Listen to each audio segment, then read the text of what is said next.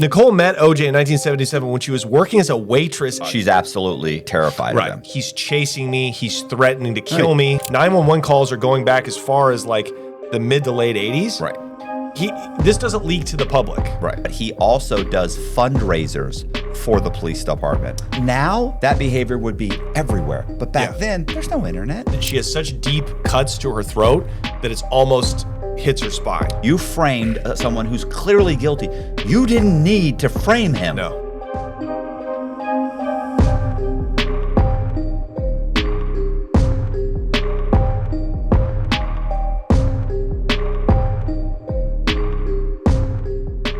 Orenthal James Simpson, the juice. Yeah. You want to hear something funny? I actually know a guy that was good friends with him. Really? Yeah. Was he? I mean, like going to dinner, hanging out, golfing, the whole thing. Leslie Nielsen. They met on the set of Airplane. No. You're talking about somebody else? No. This is a guy that lives in Lakeland. Really? Yeah. What was the connection there? I think he just met him at like a golfing thing, and they started hanging out, and he bought him, lunch or something. He just next thing you know, they became just buddies, and they're. And this is in L.A. No, this is in Lakeland, Florida. Wow. You don't know Florida. It's 30 minutes from here, 45 minutes. So that's interesting because OJ's life is basically connected to 4 places, right? Call it 3. He was born in San Francisco, but his roots, his connections are Buffalo, New York, where, of course, he took the Bills to the Super Bowl. This is where he made his fame as a football player. Florida, right? Miami, but also evidently Lakeland, in this area, right? Northern, my northwest buddy lives Florida. there. He probably met him playing golf wherever South OJ is. Florida, Yeah. Miami, and of course, Los Angeles, Brentwood. So, yeah, and he was very well liked. And as we know, he loved white people. He did. And I'm not to say that he hated black people, but he was infamously or very, one of his quotes is, "I'm not black, I'm OJ," right? And look, there's some merits to that, right? This is America. I don't want you to see me for color. I want you to see me for who I am. Great. He'd broken that barrier. Absolutely. Beloved, in movies, the Hertz spokesperson, just like not a single person besides Nicole did not love this cat, right? And probably his ex-wife. But the fact is it's important to bring that point up. Is important. It's important to really get a concept of the entire saga of OJ and the murders and the conspiracies around them is his ability and just seems like his natural inclination to be around white people, white criminals a lot of the times too, from the Mafia in Buffalo to the mob in Miami to coke dealers going between Miami and LA to, movie stars, right? In LA. Like he always put himself, it's not like a football player who like goes back to the hood. You know what I mean? Right. This is not Saquon Barkley. This is not No, he got out of the hood and never went back. Exactly. And that's how he lived too. He didn't have an entourage of like black dudes that came from his neighborhood, Portero Hill in San Francisco. July 9th, 1947, he's born at Portero Hill to a working class family. He's born in the projects, okay? Poverty, juvenile delinquency. Even as a kid, he's getting into mischief, but he's from the hood. He's from the projects, and that's the era. Finds sports as a way out, and this kid has got the gift. Went to the City College of San Francisco. He pulled himself out of the muck. Like, he didn't get a full ride straight off the jump. Like, he had to go to City College of San Francisco. Yeah, this is in the 60s. Yes, and then transfers to USC, and that's where, he wins the Heisman, and he is on his way to becoming, one of the most famous and successful football players of all time. 1969, he gets drafted by the Buffalo Bills, and he plays there for 8 seasons. 69 to 1977, he's the #1 draft pick coming from City College of San Francisco. So he's a black boy made good. 2,000 yards. 2,000 yards. 1973, and that's in 1973. Okay, so overall, I mean, this guy's the most successful Buffalo Bill of the time period. Probably still holds a tons of records from them. And so he's there for a full 8 years. And this is when he's over there, this is when his marketing begins. His smile, non-threatening. The juice. He's the juice. He's the non-threatening black guy. And did you ever see that? So at that time, they have all kinds of, there's like the Black Panthers, there's these radicalized movements. They're talking about boycotting the Olympics, all type. I mean, just the whole kind of pro-black era. Yep. And there was a time when he's being interviewed by a black journalist, and they ask him about it. Like, do you understand that there's a lot of athletes are talking about boycotting the Olympics, and what do you think about that? And he sat there and he said, "Yeah, I'm a football player. I'm not interested in commenting in or being a part of any of that." He goes, I guess they're unhappy. He said, right.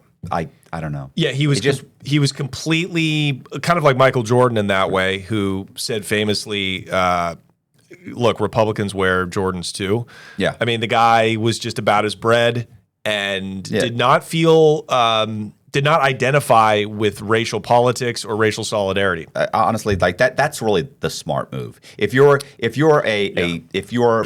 especially at that time. In general, even now, like people will, it's like, look, like you're an actor. Okay, you're not really in a position to try. I get it. You're in a position to sway people's opinion, but the truth is, you're an actor. Well, what do you know about politics? Like, stay out of it. Athletes now, though, it actually kind of is to their benefit to be a little political because big brands, Nike, they're actually.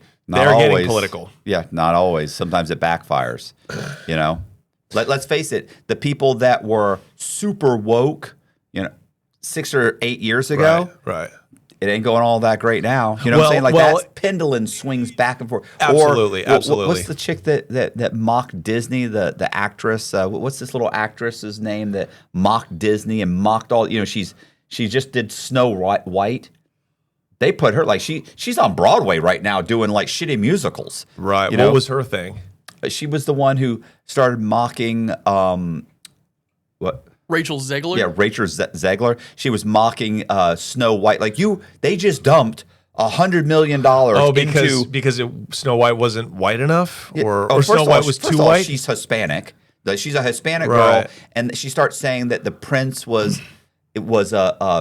what was he that he was stalking her, and she's like, I mean, she's like really like cringe, like would never fly now, like really just a dated film. Like she goes on and on. It's like these people just dumped $100 to $150 million into a production for you to mock the original. Like the people that love the original are coming to see this version. Like and listen, complete backlash. Like we're talking that like, not just that it's over. She did it over and over again to the point where Disney went, okay, so you'll be sidelined from here on out, and now she's doing like shitty musicals in New York, trying to make her way back. Well, again, not a great analogy. You're talking major shit about that would be like OJ Simpson going on record and talking shit about the Buffalo Bills while he was playing for the Bills. That's just but these guys, retarded. Some of these guys are idiots. They do that. They do stupid things. They shoot themselves in the foot.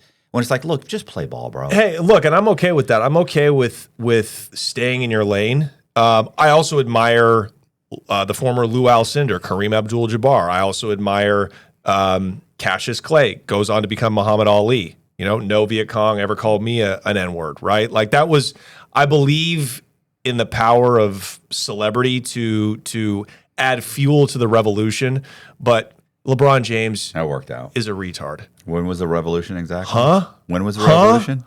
Black people get to vote now, Matt. It didn't work out? Black people got to vote when Cassius Clay was probably talking. No. Yeah. What time? This is pre-1955. Oh, my God. Okay. 1956. So I wouldn't say it was a revolution. I would say they get to vote. You don't think that the Civil Rights Act was revolutionary? Yeah, maybe. Okay. Do you think that's a good thing or? Sure. You probably should have included women. Okay, you just won me back. I'm a huge fan of women, by the way. No, Matt, okay, even though Matt sounds like a Republican pig, Matt doesn't like it when off camera, I use words like broads to describe women. So Matt is like a gentleman. Matt's like a Southern gentleman, okay?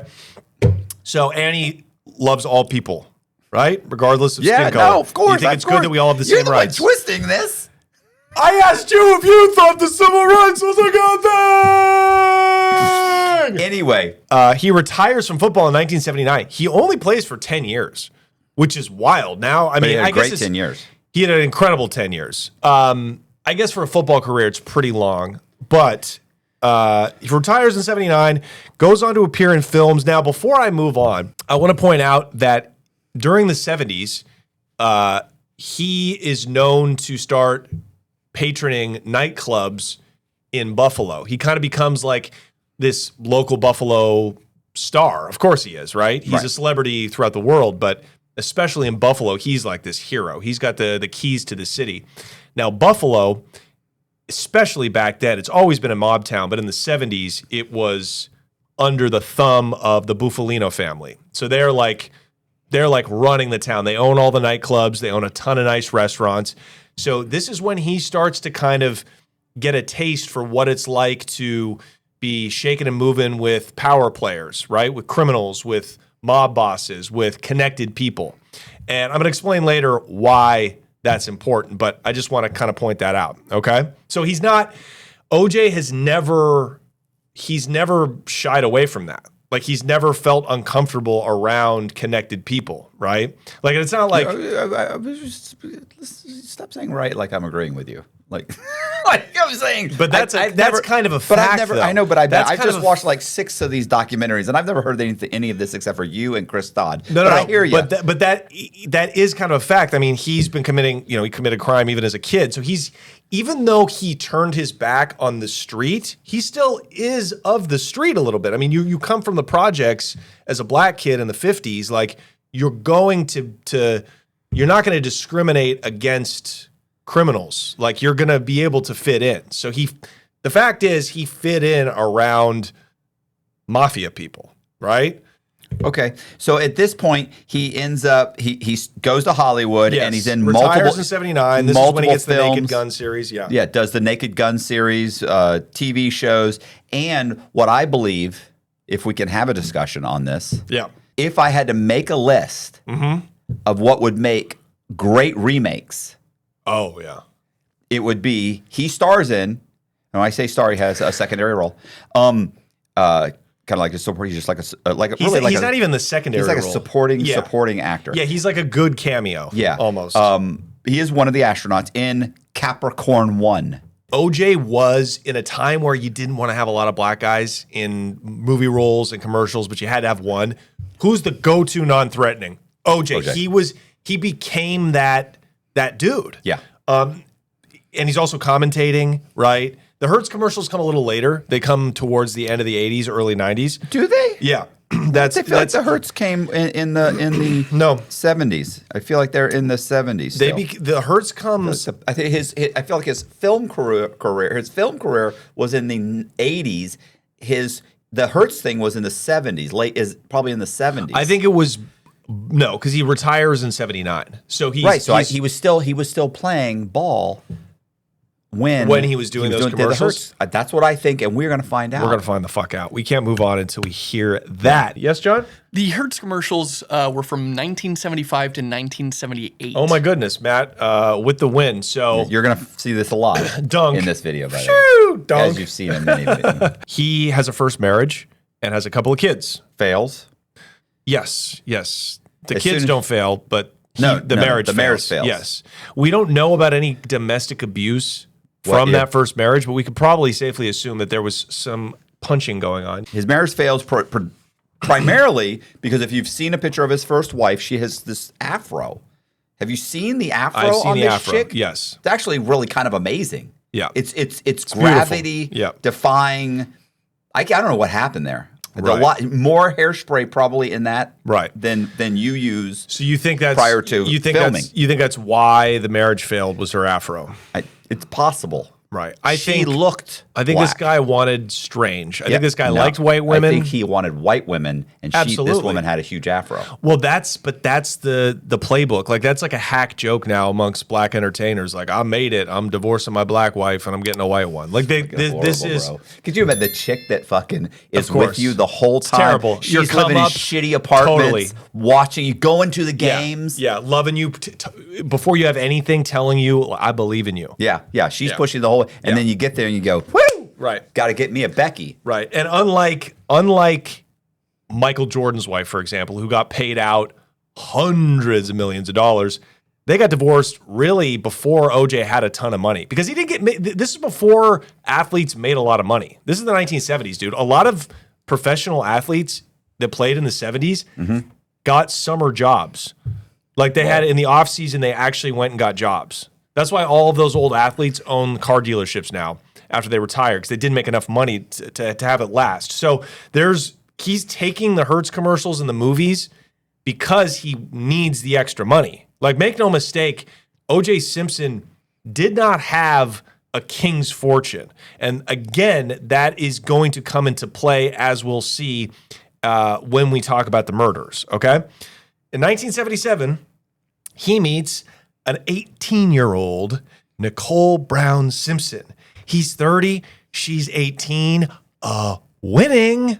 Perfect. Winning. It's really perfect. It's really perfect. It's perfect. My wife right now, 18 years younger than me. Yes, you met her. You met her when you were, what, 25? I think it's half your age plus 7 is what they say. Is what they recommend. And I was what? You met her when you were 25? And she said, I remember she wanted to break up with me. She said, I heard you're a pedophile. And I said, pretty big word for a 7-year-old. No. You saw her and you said, someday. The clock's ticking. The countdown. I got my eye on you. So he had 4 kids total. One of them tragically drowned in the pool when he was 2 years old. Doesn't seem like he lost a step. 5 kids total. 5 kids total, right. Yeah, there was 5. One of them died. Right. Down to 4. That's why you have 5. When you lose horrible. 1, no big deal. Oh, I can't believe you just said that. Now, this guy meets Nicole, barely legal. Nicole Brown Simpson is like, bro, she's it, dude. Yeah. Dana Point, Orange County, California. Rich Orange County, blonde, like what you picture when you think about California, when you daydream about California and a snow bunny, as my black friends say. When you think about a snow bunny, it doesn't snow in Orange County, but it gets a little freezing cold when Nicole Brown Simpson comes through. She was a piece, okay? They had 2 kids. They got married and had 2 kids. Yeah, but he doesn't care. He's still beating on her. He's beating on her. He's threatening her. Well, wait a minute now. You've never been married. Okay. I understand that. So let's not get... But I've cheated on a bitch and I beat on a bitch. You know what I'm saying? You can't fit that in. This is going off the rails. If we can put in you talking about how you don't think black people can vote, we can say that. Yeah, that's a lie. You imply. Okay, so do you denounce racism? Yeah. That's pretty specific. Oh my God. Okay. They have a lot of issues. I don't know. Now, actually, to be fair, she met Nicole. Nicole met OJ in 1977 when she was working as a waitress at the Daisy nightclub in Beverly Hills. Wow. Okay. Their relationship quickly became serious, but over time it also became volatile. By the late 80s, Nicole had made multiple 911 calls reporting domestic violence. Police records documented bruises, cuts, and emotional distress. Yeah. And if you've ever listened to the 911 tapes, oh my God. She's absolutely terrified of him. It's not... He's an asshole. Yeah. She's terrified. And it's not just like he's beating me, he's hitting me. No, it's he's chasing me, he's threatening to kill me. Kicked in the back door. Yeah. He had the separate set of keys, chasing her around, slapping her, beating her. What was the other one? Oh, Mark Furman, by the way. I don't know if that's in this, but Mark Furman had actually shown up to the house before where OJ had a bat and had smashed in her windows of her vehicle. And when he showed up, OJ was still holding the bat. Nicole decided not to press charges. Right. And this is in the era where nowadays, again, it wouldn't even matter if the woman said, I don't want to press charges. You're going in. Yeah. You're going in, and the DA is probably going to prosecute if they think they can get a conviction. State of Florida can prosecute without your permission. Of course. A lot of states can. So they're married for 12 years. But he is getting preferential treatment. Oh, of course, bro. He is OJ Simpson. He's OJ Simpson, and he's still his image. I want to point out for people that don't know or are not aware of the history, his image was not stained until the murders. So even though 911 calls are going back as far as like the mid to late 80s, right? This doesn't leak to the public, right? He is still the OJ, the America's sweetheart. Right. And where's he living at this point? He's living he's living in Brentwood. He's living in Brentwood. By the time they get divorced in 92, but Nicole lives nearby. She gets the townhouse. It's actually a house, but they're very they call it a townhouse. It certainly looks like a house, though. Yeah. I know exactly where this is on Bundy Drive. The house is right off of one of the busiest intersections in Brentwood. It's 1 block from Wilshire and then Bundy Drive. So for my LA people, you know where this is at. It is wild that the murders were committed next to a heavily populated area. So she's basically just down the street. Right. I want to mention one more thing about him getting preferential treatment, of course. Of course, all the cops, they all know who he is.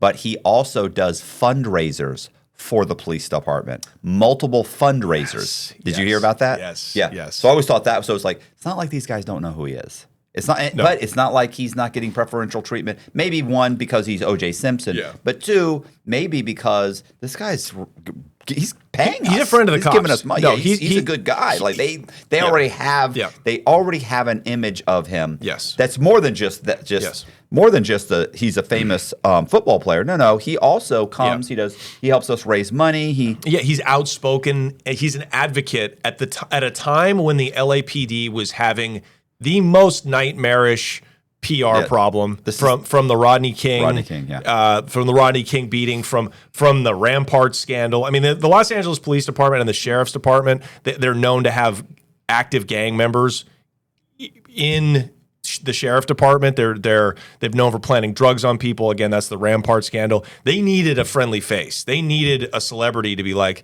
"Hey, y'all, it's the Juice, and I'm here raising money for the pigs," right? Like so absolutely he got preferential treatment. But if you know anything about LA now, but especially at that time, it's not just the police department, it's the DA's office, it's the medical examiner. I mean, it's a huge city, it's poorly run at best, and at this time there's a lot of corruption. So just to kind of paint the picture of that. 92, she's living close by. She's trying to rebuild her life. Like she got married at 18. Mm-hmm. She never had an image or an identity. She was always just OJ Simpson's wife. Right. And she was abused for 12 years when they were married. She was not just abused physically, emotionally. She was belittled. She felt like she was owned by this guy. And so she's trying to become an independent person. She never really worked, you know what I mean? So I get that. That's like what housewives go through, is they've never done anything for themselves. So now she's living on her own. She's trying to date, she's maybe fucking some dudes, right? I know she's dated athletes though. Do you know who she was fucking? Mm-mm. Marcus Allen. She was, during this time period, sleeping with another famous black football player. So she definitely had a type, but that enraged, of course, OJ found out about that. Now, OJ will tell you, I said, yeah, no, that's okay. Live your best life. He'll tell you that, but his mind is a ticking time bomb, right? What is the chick that was in the White Snake video? Do you know what I'm talking about? He was dating her. You know what I'm talking about? No, we're not all 79 years old. White Snake. Yeah. She had red hair. Anyway, she was, I forget her name, but yeah, OJ was dating her and what's her name? Tawny Kitian, and And Marcus Allen was a running back for the Raiders and the Chiefs. Okay, yeah. So Marcus Allen was a running back for the Raiders and the Chiefs. And what's the chick's name? Tawny Kitian. Yeah. So, she was. You understand? She was like a supermodel. She was like the it girl. She was the it girl. He was dating her for a while. They stopped seeing each other, and she starts dating like the lead singer for something. OJ is following her around, blowing up her phone, shows up at a hotel where they are, and before he can get to the room, the staff calls them and says, OJ Simpson is on his way up right now. Yeah. Like he's coming. Yeah. The guy jumps out of the window to get away. He's so scared of this guy because she's No. The guy was a fucking monster. Yeah. And he's exhibiting signs of that. But as now that behavior would be everywhere. But back then, there's no internet. There's no and the news is going to give him a pass. Everybody's giving him a pass. Yes. But as you can see, as Nicole is stepping out and starting to date people, as we move into the 90s, this is where OJ is getting angrier and angrier and angrier. So there's clearly a motive here. Yeah. It's he wants to control Nicole. Right. He wants to do whatever he wants to do. He wants to date all these women and do whatever he's doing, do coke, probably sell coke. Have parties, fucking go on golfing excursions, but he wants Nicole to stay in the house. And the fact that she's like asserting herself, dating Marcus Allen, dating like the most famous football player of the time. What's shocking is that she is a white woman that married a black guy and had 2 kids, and now she's a single mom. And that's just... who could have seen that coming? The irony of this case knows no bounds. That's crazy. Right. You would think that would have worked out. Right. That never happens. Yeah. It's a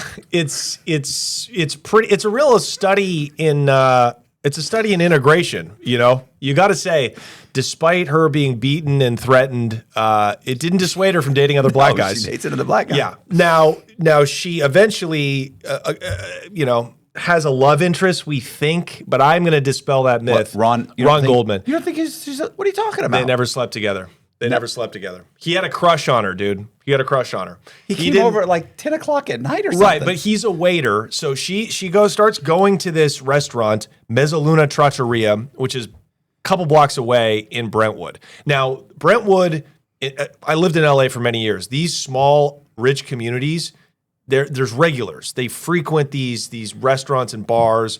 They get to know the staff. I worked at Nobu, so I know that. It's like famous guys would come in and they would ask for their favorite waiter or something like that. So Ron Goldman had a crush on Nicole. I think we need to go back to that.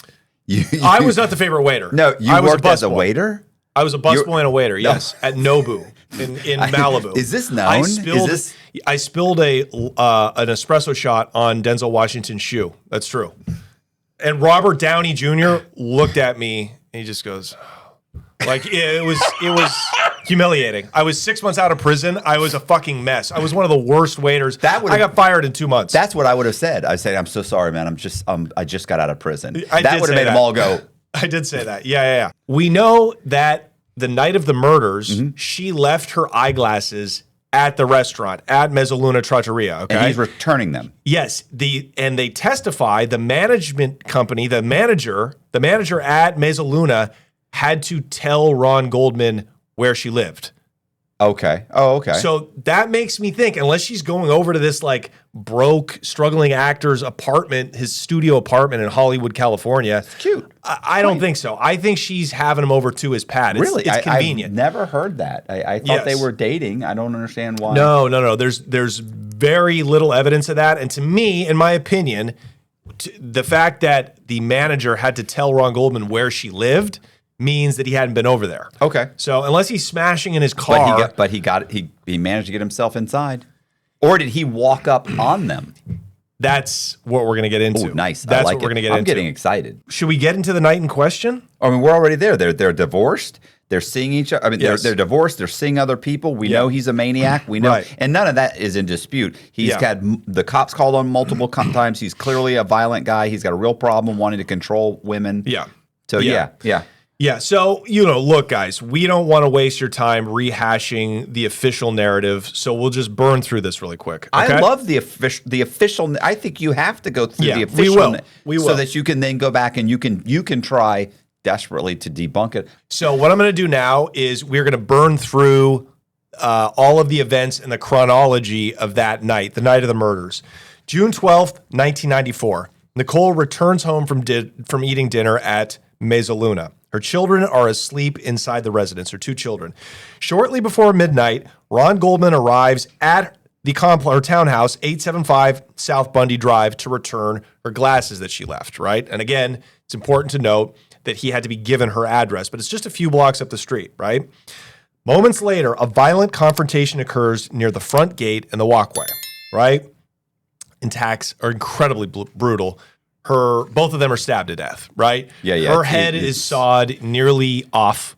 Okay, her whole head. She has such deep cuts to her throat that it's almost hits her spine, right? Ron Goldman's got lacerations and stab wounds everywhere.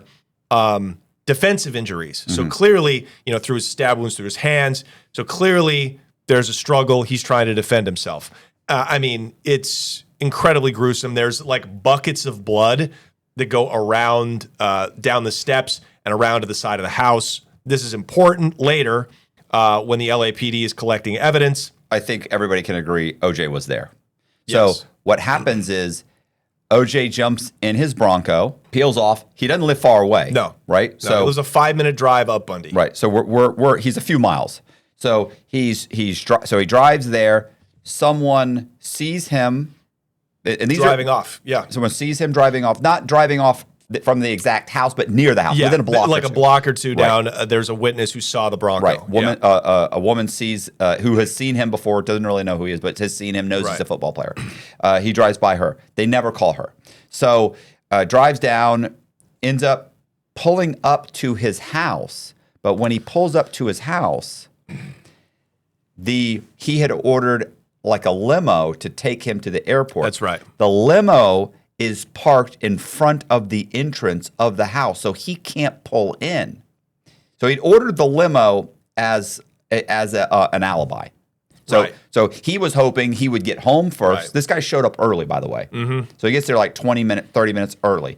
So when OJ pulls up, it's like, fuck. He was hoping to already have parked his vehicle and been ready, so this person would have called up. So basically, he would be like, the same time that the murders happened, I was getting into this this limo. And I have a limo driver who can testify that I was at home when I pulled up. Right, or being taken to the, yes, exactly. Yeah. I was either there or being taken, whatever. And he's getting ready to take a red eye to Chicago because he's got a golf tournament there. Yeah, he gets over paid. The weekend. He gets paid to go and do a golf tournament. They actually pay him to show up. By the way, he sees the limo. He pulls up. He stops his.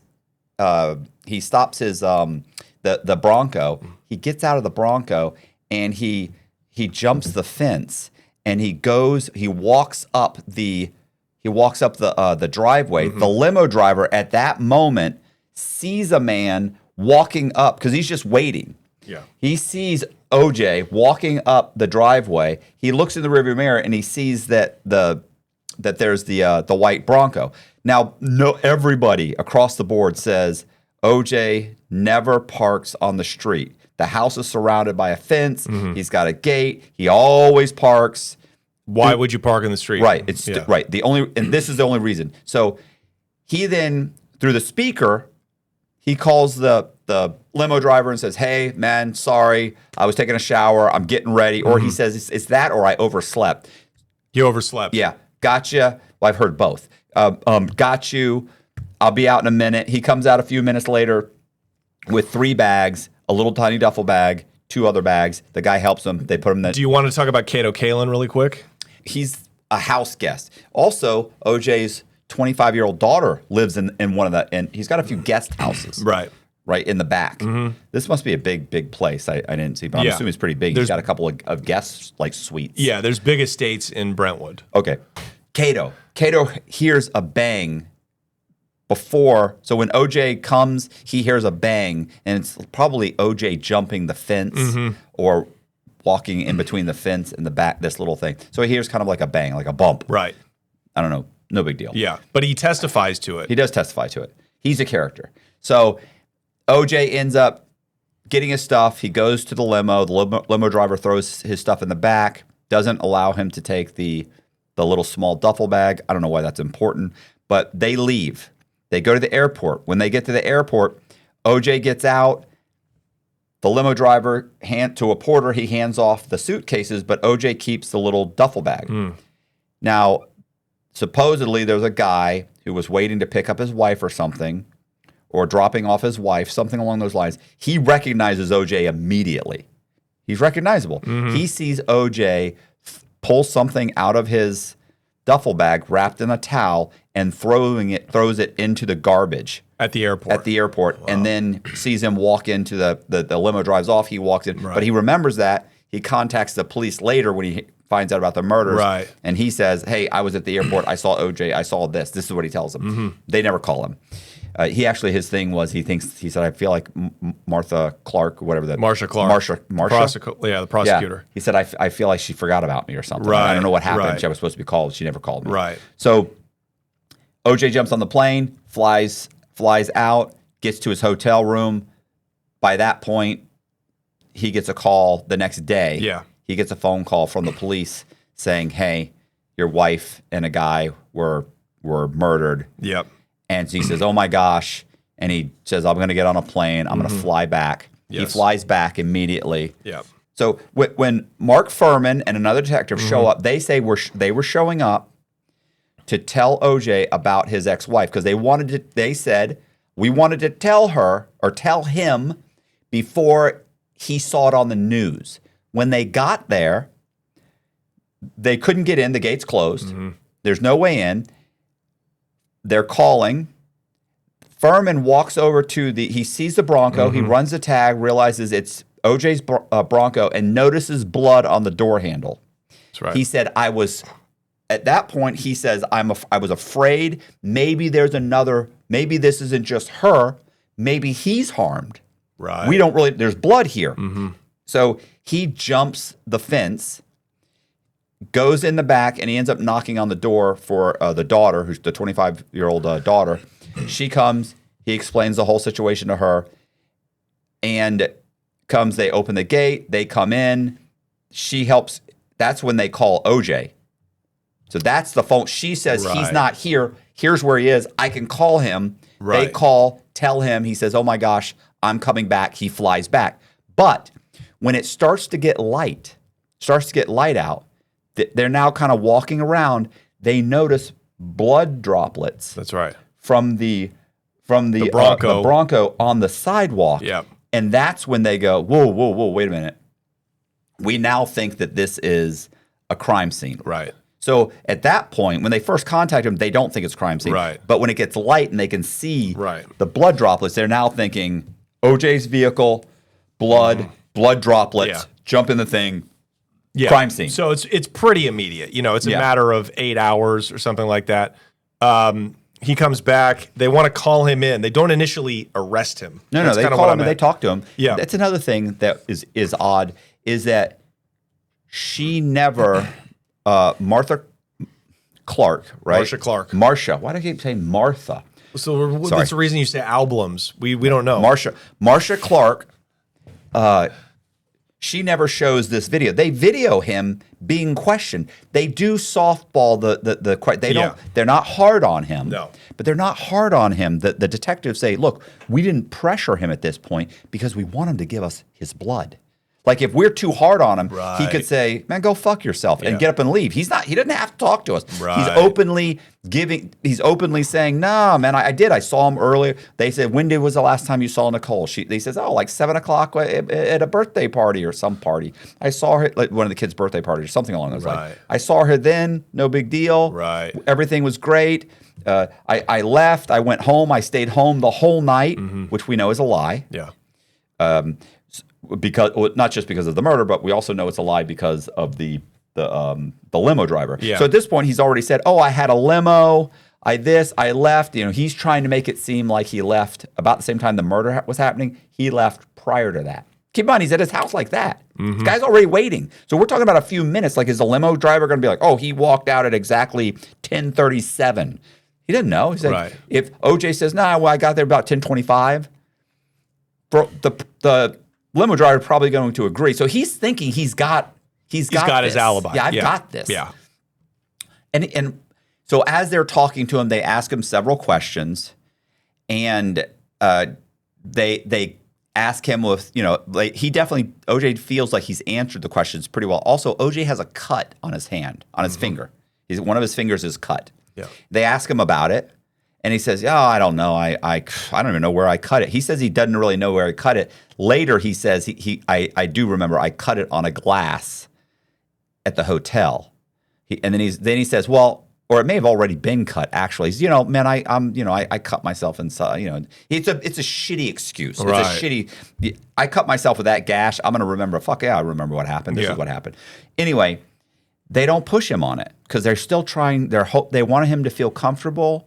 Like, hey, oh, by the way, yeah, okay, thanks a lot, Juice, appreciate it. Oh, by the way, would you mind if we fingerprinted you and just to exclude your prints, and so we don't? It's just a formality. Formality, just get your blood. And they do, and he says, yeah, no problem. So I get why they softballed the whole thing. Okay, they want to lock him in before he comes back in. Right.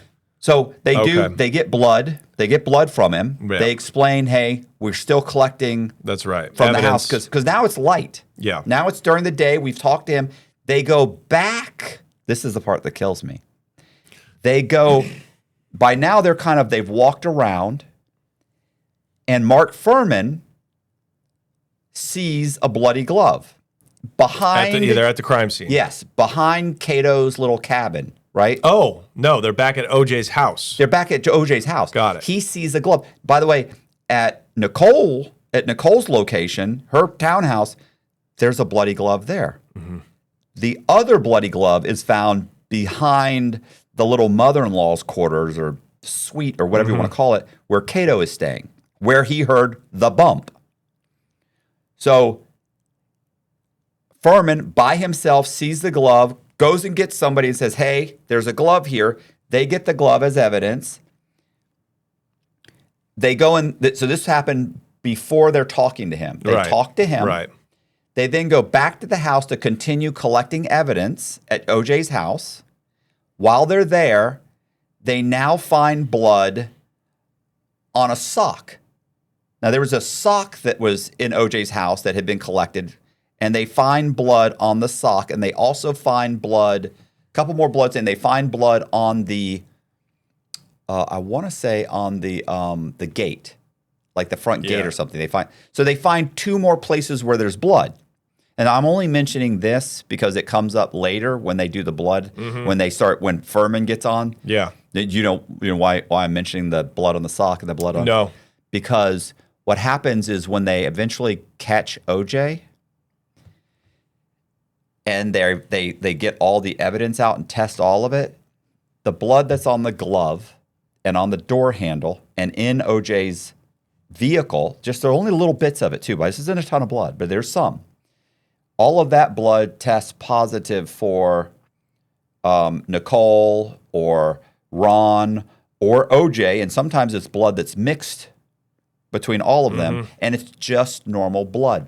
The blood that is found on the sock that had already been looked at by a couple detectives. They weren't going to take it until the other detective goes. The detective that just interviewed him. This isn't Furman, by the way. The one that interviewed him, who now has a vial of blood, goes all the way back to his house and finds more blood and blood on the sock. When that blood is tested, it has some kind of a I forget what it's called. It's an anticoagulant in the blood sample. Well, the only place that is when they take your blood, inside of the blood vials, they put an anticoagulant so the blood doesn't coagulate quickly. So he had a vial of his blood. They find it on the sock. He takes the blood back to OJ's house, plants it on the sock and plants it on the gate, and then they test it. So you have testing that could have only come from the fucking vial. Yeah. So I know Furman, we're going to allege, we're not even allege, we're going to say that Furman planted this shit. Yeah. Some stuff. But I think there's another agent that planted more blood because it has the anticoagulant in it. I can't believe you didn't. Do you think that that's led? the other one that I was you, like, holy shit. Do you think that led to? Do you think the defense used that? Oh, they do as to argue that it was planted. Of course, it was framed. There's no other. That's it. And trust me, they get these guys that they're like, there's no other way. Right. Now, I think they allege that it's they never get to that point because they basically are. I think they equate that to Furman. Right. Like when this guy comes back with the vial, right. Did Furman get a hold of it? Did Furman use it to plant it? Did Furman? Because we think that. Right. Anyway, so that's important too because when they expose Furman's racism, which is rampant and profound, prolific, the defense then says, "Hey, look at jury, black jury, you've got this openly racist cop who I think he said something like I would." He wanted disability for having worked the streets of black neighborhoods. Right. So 10 years prior to this, he had sued from working on the streets. He had sued because he wanted a stress disability retirement because he said that the stress of the job and basically he said having to be around blacks had made him have PTSD. Yeah, PTSD as a result of it, and he was now a rampant racist. Right. And then he admitted he's using the N-word. Right. And they have him on tape saying the N-word too, I think, right? Separate. That's a separate event. So what happens with that is so by the way, they don't believe him. They don't believe that his racism and his PTSD is bad enough that he can't be functional. So you're staying on the job. Right. That's just fucking Great. you telling you exactly. I hate blacks. Exactly. So I hate them. Right. So presenting it to a jury of working class people, hey, you've got this openly racist cop who believes that black people give me post-traumatic stress disorder. Keep him on the job. Right. And wow, he planted this blood. Right. He planted this. Let's keep going. Let's keep going. So because there's more to that. Oh my God! I'll tell you about the tapes. I think most people know about the tapes, but the tapes, the way it comes out, it's fucking like these. Listen, OJ's. The planet's really aligned for his team. You know, he has the dream team. Yeah. But believe it or not, the dream team weren't all that dreamy. It's just that this lined up so fucking over that you couldn't have. It was just such a. It was such a. It was perfect layup for them. It was perfect. It was because really a lot of these guys were not over the top amazing lawyers. They were famous, but they're not necessarily over the top like great lawyers. Yeah, I don't think like the Kardashian law. I don't think they contributed much. Johnny Cochran was a great orator. He was a great orator, and he was a great showman. But he'd also represented. He was a good lawyer. They had represented. He was a good lawyer. They had represented a high-profile people, and so that ended up being the dream team for OJ. Sure. But regardless, look. So at this point, these guys they've got the blood they find evidence. blood evidence, a bloody glove at Bundy Drive, a matching glove at Simpson's Rockingham estate, as you said. Simpson is now a prime suspect. By June 17th, he's a prime suspect. But instead of surrendering, that's the date that he goes on the Bronco chase. Right. Well, what happens is this is what's odd too, is that once again, we have a guy with a ton of evidence against him. Yeah. A double murder. You drive to his fucking house and you arrest him. Yeah. Instead, they called F. Lee Bailey, which was his lawyer at the time, and they asked him, we're going to charge him, and F. Lee, we want to come and get him. And F. Lee Bailey says, look, let me turn him. We'll surrender him tomorrow at 11. Yeah. Well, at 11:30 or 12 or 1, he hasn't surrendered. Right. Instead, what happens is. It's wild. Today, they would probably just arrest him. They just arrest him. But once again, he's getting preferential treatment. They'd arrest me. For sure. They would have arrested me. Yeah. But. Yeah. But he's OJ. And dude, that plays a part, man. Like, you cannot. That place is so full of bias. Police departments are biased in general. Politics matter, right? Like, he played politics for years. So, yeah, it was a huge blunder. So, not a huge blunder. That he would have got the guilty verdict. Yeah, not guilty verdict. I don't think any one thing was going to change it. But it was wild. But it would have stopped. But it made great TV. It made great TV. Oh, my goodness. Do you know what happens? Okay, you probably watched a doc. I watched it live. You watched a doc. We watched it live. Dude, I am so thankful to say that, like, I'm old enough to have seen it live and remember it. Wild. Listen, I saw Star Wars in the theater. So, I did too. What? Yeah. The second edition. Well, what happens is that when he doesn't show, they immediately put out a APB. bolo for him. and a cop pulls over the Bronco. So he's driving the white Bronco, pulls it over. Yeah. Well, as he's approaching the Bronco, OJ's friend, I forget his name, who's driving the Bronco, is another former football player, leans out and says, I got OJ Simpson in here. Get away from the vehicle. He's got a gun to his head. He's got a gun to his head. And then he just takes off. Yeah. So there is a 45-minute slow chase. Yeah, from Orange County, where he drove to, I don't know why he drove to Nicole Simpson's former home, like her hometown, but he drove to Orange County all the way down there, and then he's driving back.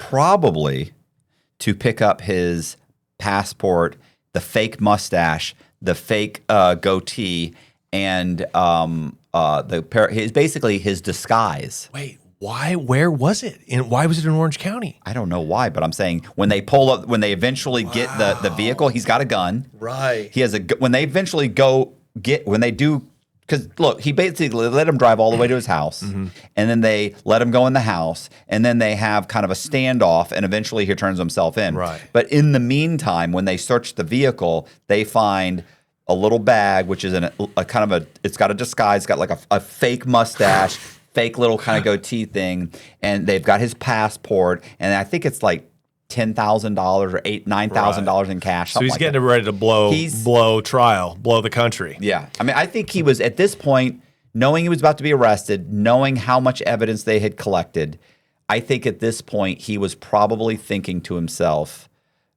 he probably was teetering between he probably was, because they were saying he was suicidal. Well, obviously, he was teetering between running and suicide. Yeah, so exactly. So he's going back and forth. But they do talk to him, and they convince somebody, his lawyer, someone convinces him that, hey, let's have a trial. We can beat this. Yeah. So he turns himself in. He never gets out on bond. No. He's got to sell memorabilia, sell autographs.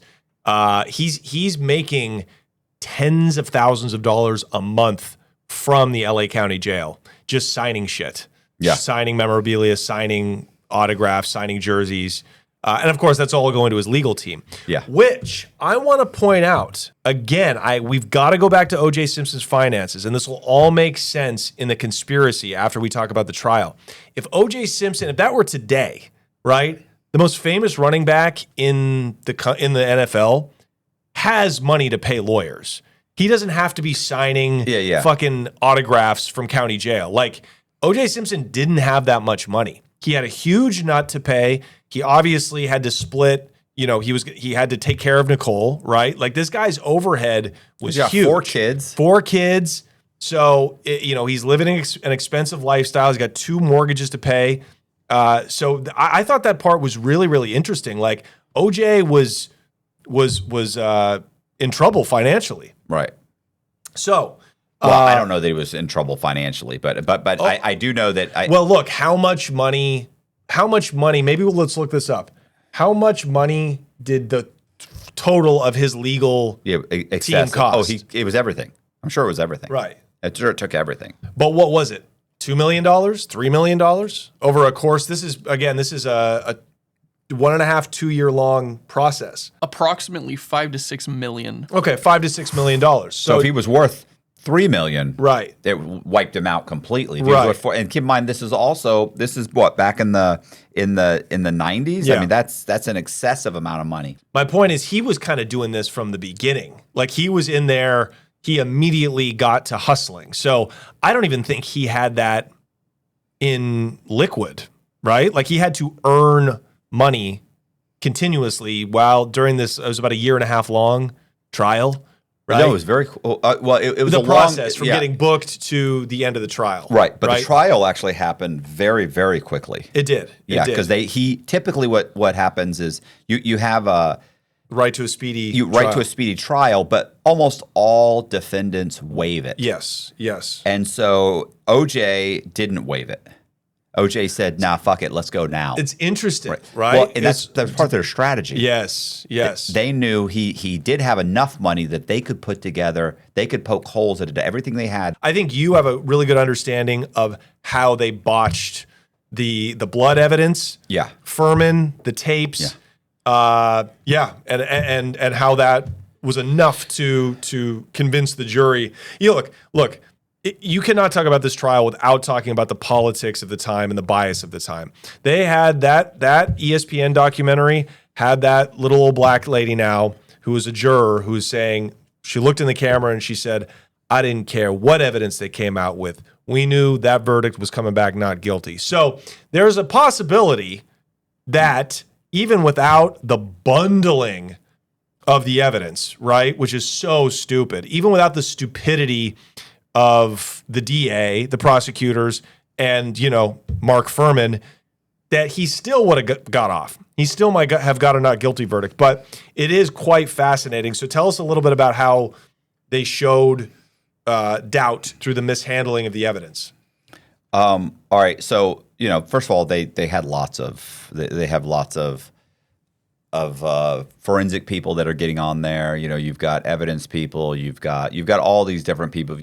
So there were lots of people that got up and just kind of told the story, right? Marsha Clark, there were lots of little things like the woman that said she saw him, the guy that said he put something in the, I really feel like she botched it by not showing that. She didn't supposedly want to show the recorded video of him with the detectives talking about how she, for some reason, she didn't want to do that. I don't know why she didn't want to show that video of him being interviewed so that she could, because at this point they kind of could prove that he's lying about certain things.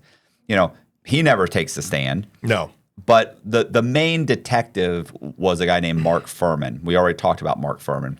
Well, Mark Furman already has kind of a checkered past, but boy, he must have felt really comfortable because he gets right on the stand and they ask him, they go through kind of how did the whole thing happen. Like, one, you jumped the fence. Why did you jump the fence? Why didn't you wait for a warrant? Why? Oh, because was it called something extraordinary? Is it Excalibur? No, circumstances. Extenuating circumstances. Extenuating No, it's there's another name for it. Where they basically the police don't have to wait for a warrant if they think there's a crime being committed inside of the house at the moment. Right. So that's why he jumped the. But there's actually a term anyway. So that's why he jumped. That's why. So they of course make the argument that you did that to get around going and getting a search warrant because you didn't have enough for a search warrant they make that argument that doesn't work, but it does make it look questionable, right? So now he's jumped the fence. Well, then it puts all of the evidence into question, right? Yeah. But the vehicle is also on the street, right? So it's not really going to work that well. Yeah. Anyway, when they go through there's a little bit of blood on the door handle inside. There's a little bit of blood on the door handle outside. There's the spots of the blood. They start going through the whole thing. Where'd you find all of this different blood? So once they wrap that whole thing up and they explain that it's odd that, so it turns out that one of the detectives had looked behind the little cabana house, right, and the fence, and said he didn't see the glove. But when Furman goes and checks, he sees the glove. So they allude to the fact that it's possible that both the gloves, the bloody gloves, were at Nicole's crime scene, right? And he took one of the gloves. That's right, and planted it at there. Rockingham. Yeah. Correct. And that isn't it odd that the other detective who went back there first didn't see it, but you did, right? And he's like, I don't know, I didn't. They're like, what did you do when you saw it? He said, I didn't know it had any significance at all. Right. Because I didn't know what it was. It was a crumpled up. I wasn't positive exactly it was a glove. I had to go over to her, look, and then I immediately went and got him and showed him the glove. And that's just one example of how the defense reframed the whole argument from did OJ do it to can the LAPD be trusted? It was really a masterful theater in discrediting the LAPD. Okay, and that's true, but Mark Furman, handed them it was always the defense. That was always the defense, is that they botched this. That's all, and that is typically what the defense is when you're fighting a bunch of evidence. Yeah, physical evidence. You want to say it was botched. You want to say that they used the same pair of gloves at this area, didn't change their gloves. They could have transferred the DNA or the blood or whatever. They always want to do that. Yeah. But in this case, it's overwhelming. It's so bad. Look, let me explain. So after they have this whole discussion, they lock him into his story. They then come back and they're like, do you like black people? And he's like, I don't have a problem with black people. And so then they back him into a corner to the point where they ask him, have you ever used the N-word? And he says, I may have used it in the past, but I would say in the last 10 years, I have not used the N-word. Can you imagine if they ask that question now? You're like, dude, yes, listen, now the Kendrick Lamar album, I sing along to it on my way to work every day. Listen. You know, like that could have been your out. You're like, you know what? I actually do. The Dr. Dre's The Chronic, because The Chronic, it changed the world by this point. Yeah, I have sung the N-word. So, you know what's funny? The good one. Double GA. It was so, in the trial, they say it. They don't even say the N-word. No, they let it fly. Boom, it's flying the whole time. I'm listening to it on YouTube, and I'm like, man, I'm not holding back at all. It's like, you ever say no, I never say it. But that's on purpose. That's on purpose. It's inflammatory. Exactly. So he says no. And this goes on for a whole day, right? And so he's on the stand for several hours. But when I say you're on the stand for you might be on the stand for 6 hours, but you've only answered an hour's worth of questions because there's so many pauses and delays, and they go up to the judge. There's Your Honor, we need a continuance. We need this, we need that, whatever. They wear him down. Yeah. But in the end, Johnny Cochran, he's like, Furman's like, I hope this is the last black guy I ever have to deal with. So what happens is that's over. He gets off the stand. Of course, they're going to call him the next day. Right. So during this period of time, they already know that he has sued about the lawsuit. Right. They already know about the lawsuit, Yeah. but he's covered himself. In the last 10 years, I haven't. Now, they don't really allow them to bring up the lawsuit, I believe, at that time because he didn't lie. Right. So they do have other people that know Furman that are willing to get on the stand and say he has it. Only a few. They have one or two, right? Like an ex-partner, people that have heard things, right? Right. An ex-girlfriend that's willing to say, the ex-girlfriend. I think it was I think it's like an ex-girlfriend or something, whatever. The point is, but that's nothing, right? That's still not him saying it. What happens is during this period of time, a screenwriter that about 5 or 6 years ago had hired Furman, had interviewed Furman because she was writing a screenplay about the police and she wanted a police expert. And he was out there putting himself out there as a police expert. She comes in, she records him over the course of weeks, helping work on a screenplay, and he lets it fly. Yeah. He talks about how he can't stand blacks. The only good black is a dead black. I mean, he's brutal. But he's not saying black. No, he's not. He's just inward. And it's not like when you hear those tapes, it's not you're like, clinical. You're like, it's not. You're like, oh, this is like therapy for him. Yeah, this is. He's very comfortable. Yeah. So imagine that. That is a screenplay in itself. That is a movie. I mean, those odds. Yeah, dude. yeah. That's one of those things that You're like, God put this here for our entertainment. Like, what else could that be? Yeah. Truth is stranger than fiction. Yeah. So, and so they come back and they kind of question him. So, wanted to go ahead and this again, talk about this again briefly. You sure you didn't? You haven't said the N word, right? We'd like to put this into evidence. We just got it. So it's not like, hey, you were supposed to put no. Keep in mind, this is live. This is being watched. There's a camera in the courtroom. Yeah. So this woman, she sees it. She contacts them. They get the tapes. Yeah. Bam, he's done. They go through the whole thing. They're like, oh my God, so you never said the N word. Yeah. Oh, can I play this? And you imagine his face. They're bringing out the cassette player. He's thinking, my career's over. What am I going to do? By the end of that day. See the cassette tape. He's like, fuck, dude. Yeah. He's like, I'm going to need like some security to walk me out. Yeah, that really is like, yeah, that's like I said, you walk into HR, you sit down and they've got a file with your username from from Instagram, and you're like, So anyway, it goes bad for him. It's so damning. It completely discredits him. Not only does it discredit him at this point, but what happens is after they have like a continuance and they come back and they continue to question him, when they go back to now that we've got the tape, we see how you really feel. Because he talks about this is how he really feels about blacks. We want to talk to you about the bloody glove again. And he says, on the advice of counsel, I refuse to answer. So it becomes, did you plant the bloody glove? On the advice of counsel, I'd like to, I'm going to plead the fifth. Yeah. I'm not going to answer. Well, did you this on the advice of counsel? So it really looks like all of a sudden you hate blacks, you planted the fucking evidence, you planted the fucking glove. Yeah. So at that point, because he's gotten on the stand and he's lied, I think that's, if they hadn't already lost the trial just because the jury, of the politics, politics and the jury was already against them. There were I believe there were 8. Was it 8 black women that were on there? So out of 12, there's like 2 men, 2 white women, a white woman, Hispanic woman, 2 men. I don't know what they were, and there's like 8 black women. Yeah, and based on the jury experts that they had hired, it was a perfect mix for the defense, and the government didn't really push back.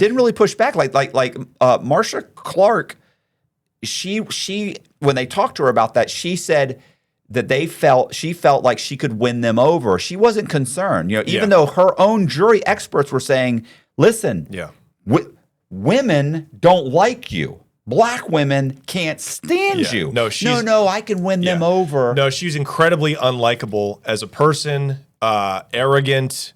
That's what I mean. She fucked up. Right, yeah. When they picked the jury, she could have swayed the jury, at least made it more like... At least try to get a hung jury, right? At least get like a mistrial or something. Right. So they got an anonymous not guilty. Unanimous.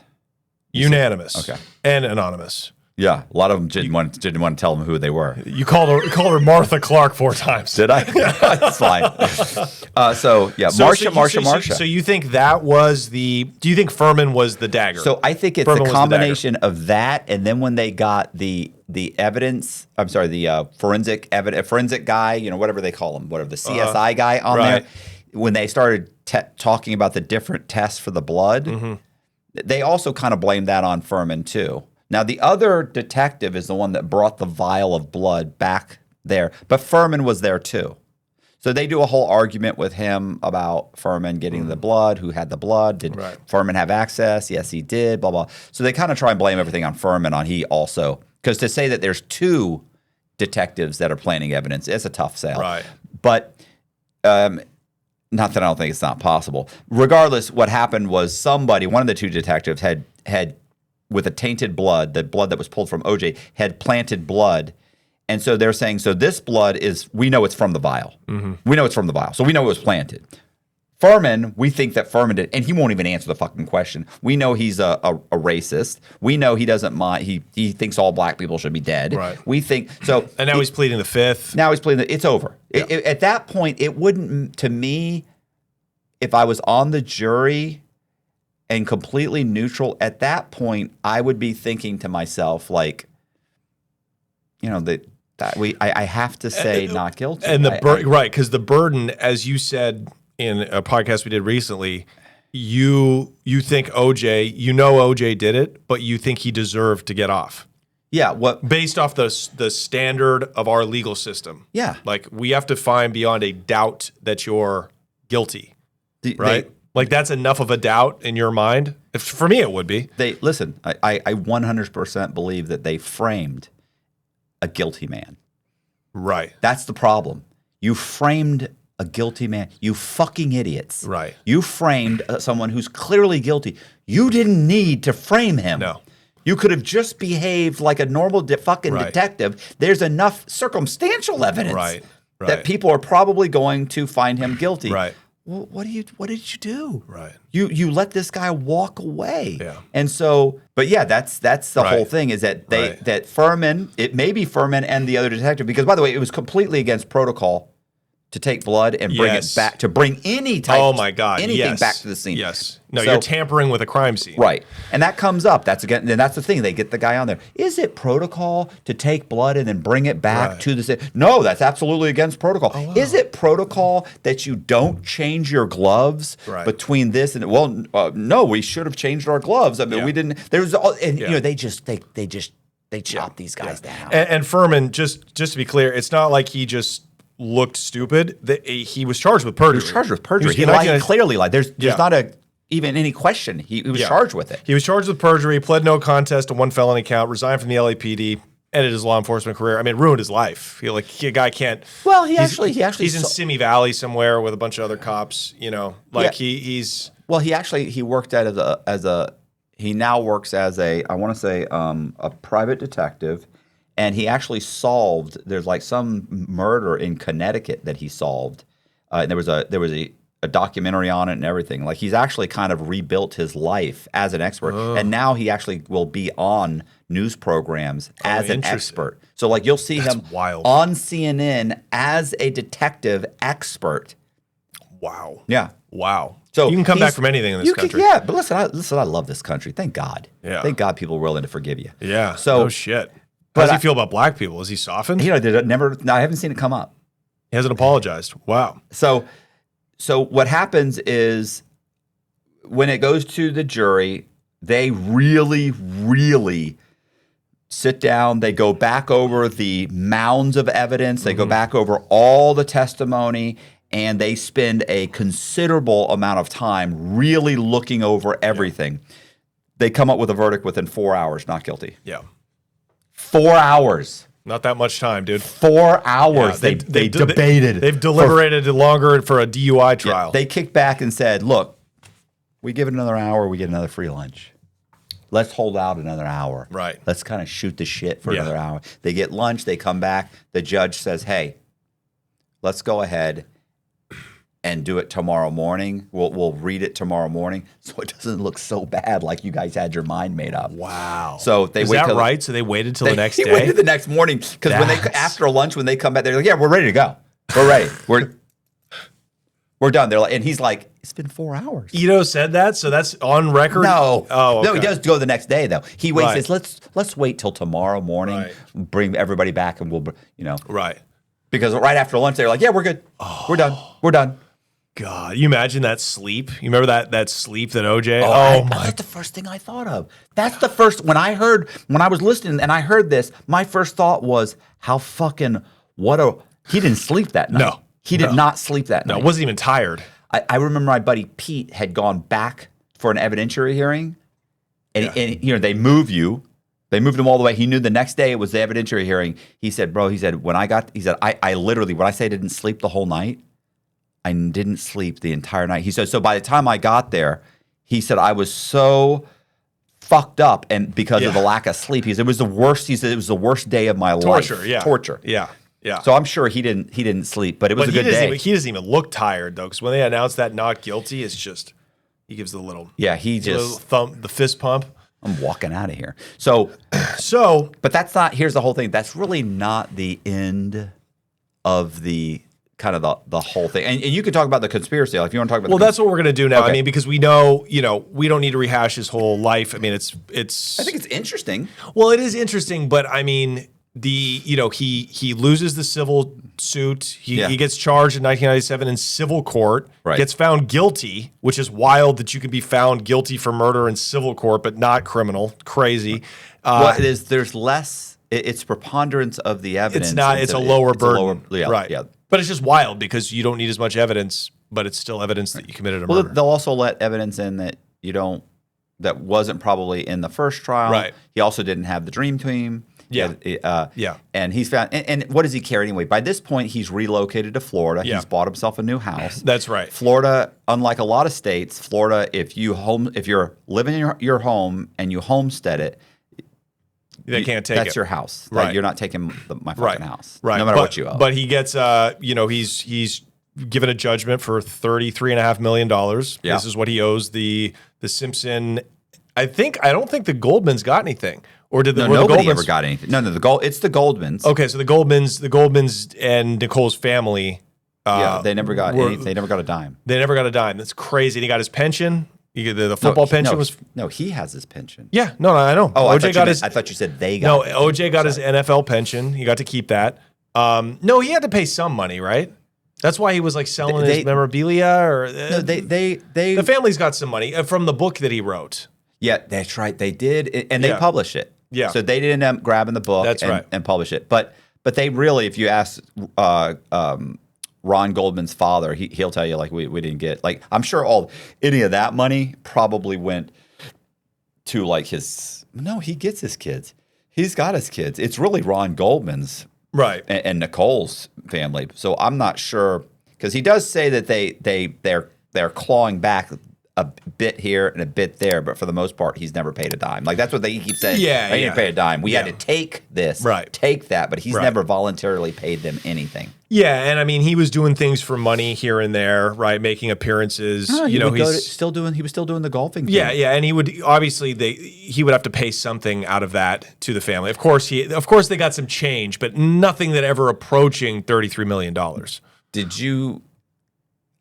you see the video where there's someone who's recording him? This was probably only 5 years, 10 years ago. He's at a golfing tournament, and some woman walks up and says, "Hey, can I get a picture with you?" And she goes, "Sure." And he takes like a selfie with her, and she goes, "Oh wow, that's great." She said, "I've never met a murderer."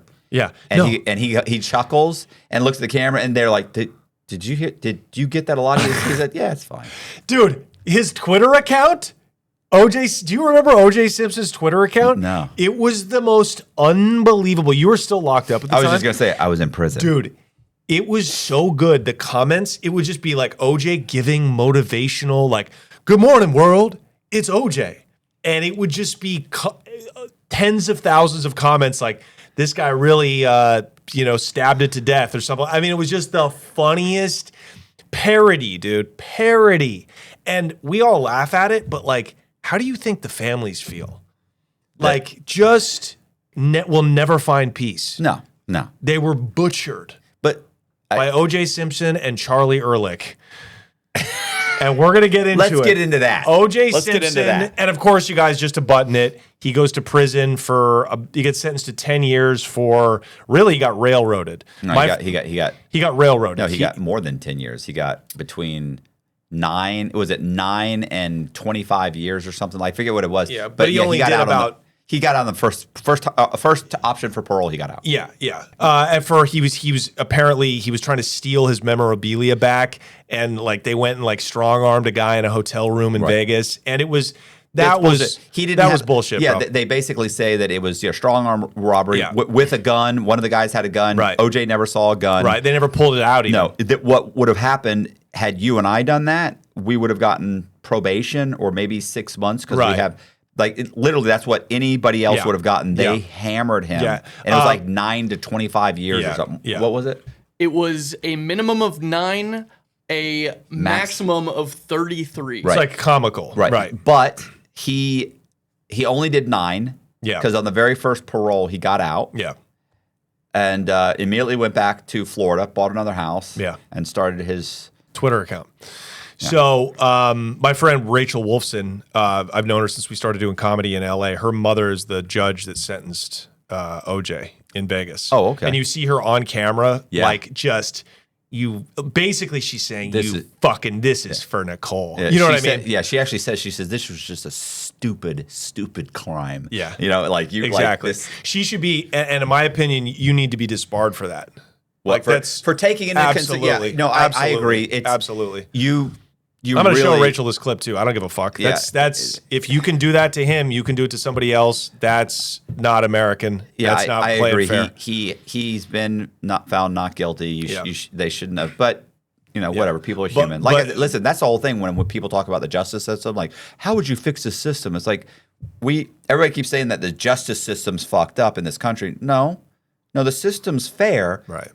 It's not applied fairly. Right. Like there are people that, you get the sentencing guidelines and next thing you know, it's like they're adding enhancements. You're like, that doesn't apply. I didn't do that. How can you say? Right. And they're like, no, well, if you look at it like this, like, what are you look at it like what? This is what it says. That's not what I did. Well, and next thing you know, you're getting a 20-year sentence Right. when you should have gotten 11 because they've twisted and ghost dope.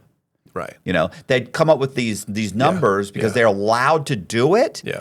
But they give these prosecutors too much power, That's and if right. they just went off of the evidence, these sentences would be a third of what they are. Yeah, and of course it's going to be imperfect because you have human beings, imperfect beings running it. However, you need to make penalties for over prosecution for. They get to do whatever they want, bro. Yeah, Matt. But I'm saying you have to. Yeah. So, but it's horrible. You're right. I'm agreeing with you. This is me agreeing with you. You need to. It's horrible. You need to make the system more engineered to cut down on human imperfection and human corruption. If so prosecutors could be held accountable, I'm telling you right now, sentences would be cut by 66% across the board because they wouldn't be allowed to blatantly lie to the court. And right now, guess what the Supreme Court said?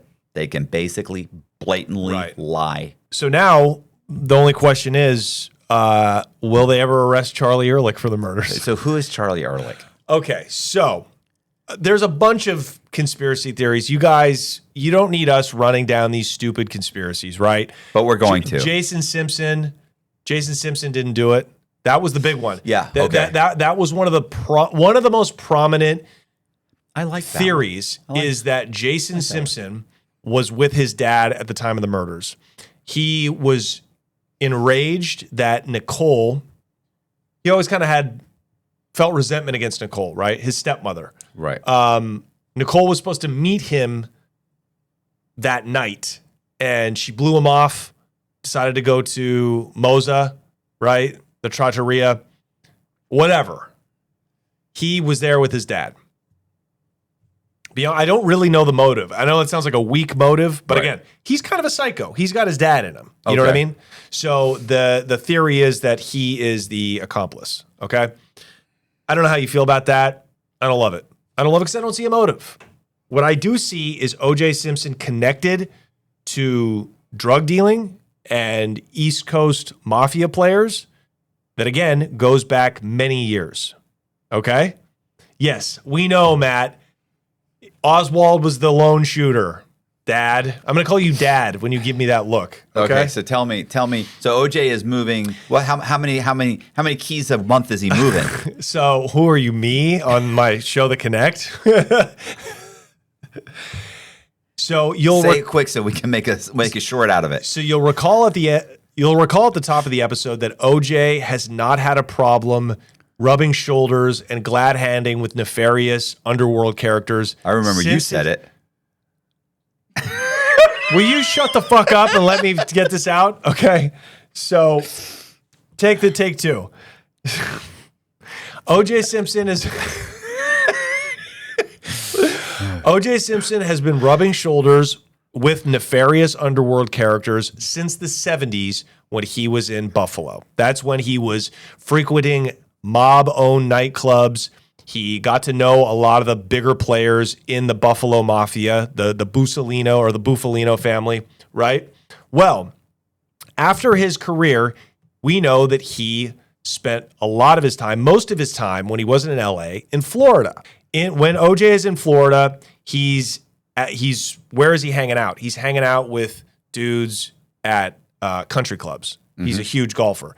This is when he comes into contact with one of the capos for the Cavalcante family, who's down in Florida making moves, right? One of the things they get into is coke. So it's Miami, obviously, right? It's Miami. It's in the 80s.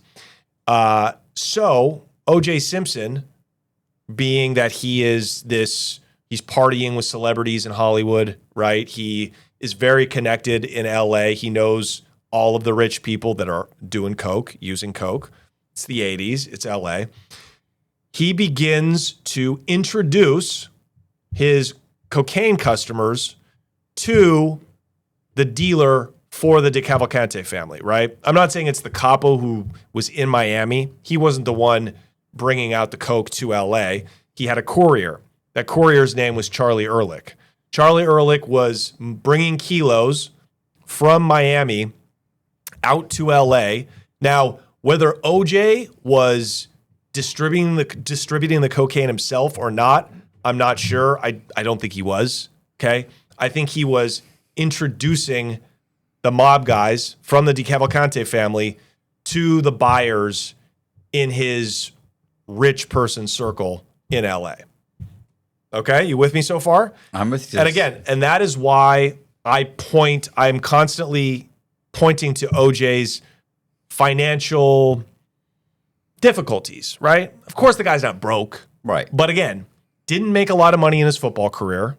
Yes, he was a Hertz guy. He probably made some decent money, because he was the head he was the poster child for Hertz from 75 to 79. Right. So he made good money. But again, he's got a big nut.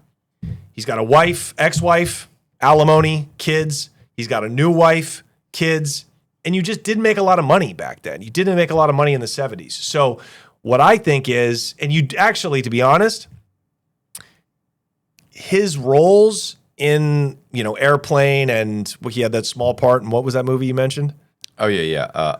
Capricorn 1. Yeah, these are minor. These are 100,000, 50,000 at best, a couple 100,000 at most, a couple 100,000. Right. You're not. He's not a lead in any of these. Yeah, these are B comedies that don't pay. Even the lead guy isn't making $1 million. Like these are low budget. Exactly. Yeah. Exactly. So, so by the time the 90s come around, he needs money. And that's why he's going and he's doing these golfing events. He's doing personal appearances. Like he's kind of hustling. He's not that old. So same reason I do speaking engagements. Exactly. I'm not doing it because I'm wealthy. You're not doing it because I love bankers. You're not that old. Yeah, you need to get out there. So you're hustling. So he's paid money to now start introducing his Mafia friends to Coke customers because he's the middleman, right? That leads us to the night of the murder, right? And by the way, it's going to be more than just conjecture in a minute. I love that you can say all this with a straight face. I'm impressed. I'm about to fuck y'all up, dude. All right? Listen, we need to interview Chris Todd again. Yeah, I'm channeling Chris Todd right now. So Charlie Ehrlich is sent to collect money from OJ, right? Now, Nicole, by the way, we know basically without a doubt, she's a bubblehead, okay? She likes fucking powdering her nose and her nostrils, okay? How do we know this? She sniffed Coke. Clip this. She sniffed Coke off Marcus Allen's cock. No, she didn't do that. But she and all her friends, everybody's sniffing, okay? Okay. Charlie Ehrlich goes to OJ's house and he's expecting money. OJ doesn't have money. Whether they go to get money from Nicole or not, I don't know. I don't know. Maybe somebody else owes him money, but it's, oh, wait, I'm going to stop by Nicole's house on my way back from whoever owes me money. I don't know. I don't think they had any cash though, because there's no cash found at the house. I don't believe, right? When they go to search, there's no. I don't ever recall. There's no cash. There may have been a ton of cash. It just has never come up. But yeah. So they crawl up. They go up the back way. Because I'm not positive, but I'm almost positive that the police did not follow this course of investigation on the Chris Todd Ehrlich Coke connection, mobster Coke connection. Well, they didn't. I mean, look, they bundled it. They fucked it up. Example. As you say, they planted evidence on a guilty man. Yeah. And I've said from the beginning that OJ was involved. I'm saying to commit the kind of things that he did, he couldn't have done it alone. And besides the fact, they found somebody else's hair in the Bronco. They found somebody else's bloody fingerprint. They found somebody else's hat. That's where they found the hair. Okay? So someone wore a hat in the Bronco other than OJ. That's right. Left the hat. That's right. That's right. That's crazy. They didn't present the evidence. I'll bet you there's no hair from anybody else in my vehicle right now. That's never happened. John, pull it up, dude. I'll bet you that my wife. I want you to pull up the evidence that we have online that there was DNA found at the scene other than OJ Simpson's? I mean, that's possible, but the another person's fingerprint. I understand what blood? you're saying. I understand what you're saying. We're about to find that out right now. There was other DNA found at the scene, including on one of Ron Goldman's socks and on the back gate of Nicole's Bundy Drive condo. Now, can you explain that, Matt? How DNA got onto Ron Goldman's sock? Yeah. Can you please explain that to me? It's called transference. There's probably DNA in this studio right now from people that have never even been to here. It's transference. So it just floats in the air? No, you rub up against something, and then when you travel in your vehicle, you get somewhere, you go and put your arms down, and you've now rubbed DNA or hair or any type of DNA. That's how it travels through vehicles, through all kinds of stuff. So it's magic, and they can just pull It's that not up. magic. It's called transference. Look up transference. Hang on. Before we move on, Where's the bloody fingerprint? How would There it was a get? bloody How would it get transferred onto Ron Goldman's sock? He walked through someone's hair. Listen, I can tell you right now, I can't tell you how many times I have found my wife's hair in like the crotch of my pants. I know, but she was never there. I know, but it's She's never been like she didn't rub her head. right. in But my, that's a big strand of hair. right. But I'm saying that happens. You pick up hair. You pick up things. Her kids get into her vehicles. They leave baseball caps. They leave all kinds of junk. DNA is in the vehicles. You know, they get up, they leave. There's hair in the back. You don't know what this DNA is. It could be hair. It could be just you rub off on you're sleeping. You have saliva. It could be anything. You said bloody fingerprint. Yes, John. Can we look up different kinds of blood that were found that are not the victims, obviously, or OJ? There was other blood, but it was not identifiable. Boom! Boom! Right there, dude. There's other blood. They didn't test it, dude. No, they didn't say they didn't test it.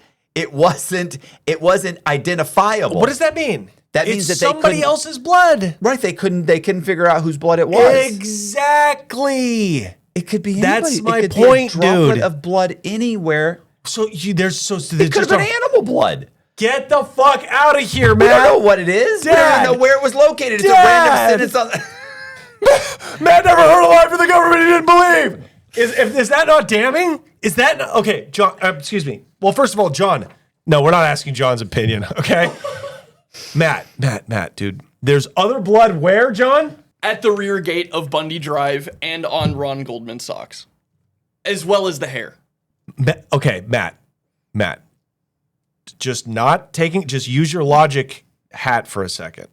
Ehrlich cut his hand too. They found blood that's unidentifiable, meaning they don't know whose it is, but it's other people's blood on the scene.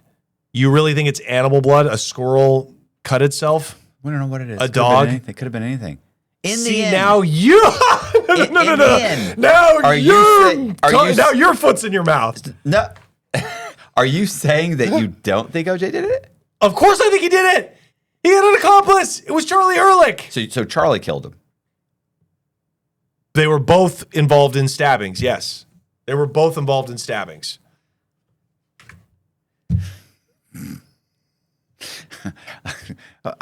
It's a great theory. But I'm saying, how do you explain that blood? Can you at least give me that? Like, why wouldn't the LAPD at least try to make a match? It sounds like they did. They were unable to identify. Right, but Could have been anybody's blood. Yes. I think it's because it was such a small amount that it was just unidentifiable at the time. Such a small amount. no. It's a smidgen. They call that a smidgen. Right. It's a smidgen. So he gets cut. Maybe he's in a fight with Goldman. You got to remember, Goldman. Who is this? Charlie Ehrlich. Ehrlich, okay. So follow me real quick, because we have other people's DNA, but forget about the DNA. You're right. Transference. Okay.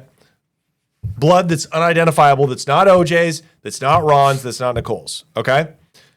Charlie Ehrlich doesn't know what's happening. You got to remember too, OJ wrote a book confessing. Do you know where Chris Todd's getting all this information from?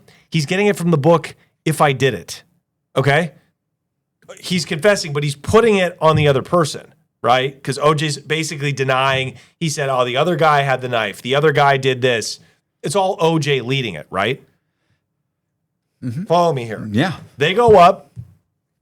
They catch Ron on the stoop talking to Nicole, right? That's actually what happened. That's even if there wasn't a second person there, we all historians and theorists say, yeah, he wasn't in the house. He was giving Nicole her glasses back, and they were standing chatting on the stoop. Right. They appear. It's OJ stumbled upon this. He's enraged. Right. Cut you, motherfucking bitch. He's cussing Nicole out. Who the fuck is this guy? Blah blah blah. Who knows how it starts, right? Probably him taking out a knife, stabbing Nicole. Now Ron is in a fight for his life. He's got Charlie Ehrlich by his side. Oh my God. There's a huge rumble. Maybe Ehrlich gets stabbed accidentally. Maybe Ehrlich gets hit, right? He gets punched. A little bit of blood comes out of his nose. How else do you describe unidentifiable blood? Well, the blood was found on the fence somewhere on her property, right? Right. Was it found in the? So they were leaving the property. They came in through the back door or through the back fence, the back entrance. Yeah. On the sock as well. On the sock as well. Just like where the hair was. No, that was How did DNA, Goldman- not blood. It was just DNA. We don't know what kind of DNA could be anything. It's skin. Yeah, hair, that's fair. could That's be fair. Yeah. So saliva. I want to focus on the blood specifically. I mean, I think the DNA is at least important, but they didn't have like good DNA matching back then. Right. So the LAPD has this. They have this in their archives, and they didn't bring any of it out. I'm thinking because they thought it was irrelevant and that nobody that would say anything like this, it was credible. Well, I think they wanted to simplify the case for the jury. That's very possible. In the end, OJ still killed him. Absolutely. Okay. Absolutely. Just make I think a lot of people have conspiracies that it was somebody else. There's no evidence for that, man. Obviously. I'm not a crazy person. I'm not a crazy person. I'm saying there's a motive financially. He's with shady people, and there is physical evidence. There's unidentified blood. Unidentified smidgen of blood does not mean that that OJ Simpson was a drug dealer or working with the mob as a drug dealer. Do you know who he was with when he raided to get his memorabilia back? Do you know who he was with? He was with Charlie Ehrlich. Charlie Ehrlich. Yeah. Where's Charlie? Charlie's alive. Charlie's has made a statement about this. What did he say? He says exactly how I just ran it down to you. He says he was there and he helped butcher Yes. Charlie. Let's get Charlie Ehrlich on the phone. Let me ask Todd. Can we call Todd and ask him if we can get Charlie Ehrlich on the phone? Sure, call him up. Look, there's evidence that OJ was involved with mobsters. There's evidence that he was facilitating, at least introducing coke customers to his East Coast Mafia connects. And now we have physical evidence. Oh, by the way, there's also a lot of, if you call it circumstantial or, anecdotal evidence that he did not have a lot of money. Okay? We know that. Anecdotal? Yeah, anecdotal evidence. Like he's keeping multiple houses. He's flying all over the country. But it's anecdotal evidence that he needs money. Okay. It's anecdotal evidence that he needs because he's still money. working. Yes. I agree. He probably wasn't worth $5 million or anything, or right. He didn't have $5 or $10 million right. back in the 1980s. Right. That's one of the reasons he also may just be like to golf, and they're paying him $20,000 every time he shows up. That's very possible, Sure. I'm not saying the guy was in poverty, but he had a big nut. Okay, so it's not outside of the realm of possibility that he was at least taking a fee for introducing mob guys. By the way, because mob guys are not entrenched coke dealers. They're not Colombians. They're not Mexicans. They're not black guys from the hood cooking crack. They need people to introduce them. They're middlemen coke dealers at best. Right. It's not outside of the realm of possibility that his mob friends from Miami leaned on OJ to say, hey, we want to meet some of your high-end. Come on, bro. What the fuck, man? It's not outside of the realm of possibility, dude. It really is. I just don't see. I don't see why he would be getting. And even that's the case, then they owe him money, not him owing them. If he's introducing people, he's taking a fee. Exactly. Right. They owe him. Exactly. So Charlie, I don't. I'm not saying he owed them any money. I'm not. Who knows? Who knows what owed who? There's no. Was he mixed up with guys that were involved in this racket? I think so. I'm not saying he owed any money. I'm saying for some reason, a second guy, Charlie, was there, whether it was to go introduce somebody else. Who fucking knows? Well, then why did they go to Nicole's house and butcher her and Ron? It started because well, according to the book, see, this is going off of If I Did It. Okay. This is how he describes that. Charlie essentially was there at the wrong place at the wrong time. Didn't know he planned to go over to Nicole's house and butcher her. I don't even think OJ knew it. Why would OJ, to you, you know, this is a better question when we think about the motive. If OJ was going over there premeditated, right? Why, to you, what would be the event that caused that? Do you have any idea? OJ? Yeah. It's if he's working alone and it's strictly revenge, what is he getting revenge for? I think it's just jealousy. She's dating other people. He's smacked her around. It's premeditated because he drives over there. He has an alibi. He has a knife. He has gloves. Right. He jumps the fence. He jumps the fence back. He comes back. He parks it's all premeditated. Right. He just doesn't know that Ron's going to be there. Ron's there. That's probably the only reason he left the gloves. Yeah. That's the only reason that it went bad. If it was just her, he stabs her a couple of times. Right. She dies. He leaves and waits for the phone call. But Ron was there. He fought back. This is not how it was supposed to go. Yeah. As a result, he gets himself cut. That was never part of the plan. Right. He drops a glove, probably drops both gloves, pulls them off, whatever the case may be. Right. He only manages to grab one of them because he's got a bone out. He's trying to get the fuck out of there. Something. Or the detective also might have picked one up and planted it. That's there's a lot of moving parts here that I don't think Ehrlich is a part of. But I get it. I understand is it a possibility? Yeah, it's a possibility. This theory sucks, dude. He acted alone. It's horrible. It's horrible. Acted alone. It's horrible, but doesn't make any sense. I think that the most I'm glad we digested it, though. I'm glad. Sometimes, look, you're wrong most of the time, but I can admit when something stinks, and this conspiracy stinks to high heaven, people. But I'm glad we at least dissected it. Go ahead. What were you gonna say? No, I think that there is that piece of blood, though. It's like, whose blood was that? That unidentified blood. Whose blood was that? And why does that not matter to you?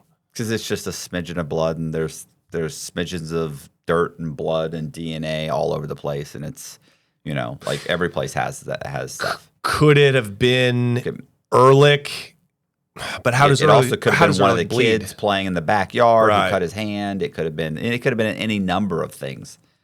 Can cops find a smidgen of blood like that? I mean, who knows if it was even blood? They said it was unidentified blood. If it's blood at all, they didn't say animal blood, human blood. That we don't have enough. What we know is it wasn't enough for them to even bring it up during the trial.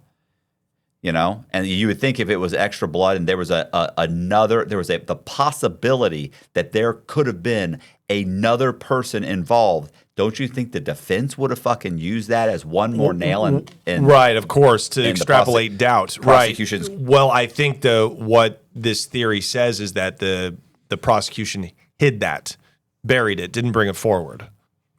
Right? Didn't let the defense know about it. Oh, okay. Yeah. Okay. Yeah. Right. Well, I mean, the idea that the government would lie, I'm not going to even discuss that. We're not going to sit here and talk about the government lying. They wouldn't lie, dude. Yeah. But so. What an episode. What a bar burner. OJ, you beat the fucking case of the century, my guy. Hats off to you, dude.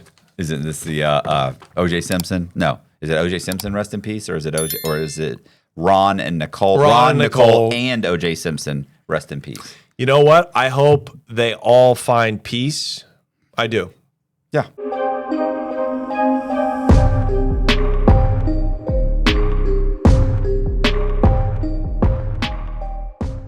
Do you want to read it? I do want to read it. Do you know the? I'm incapable. God has said, Matt. I'll read it and listen. If I don't get a paragraph in before you go, stop, please. Okay, I got it.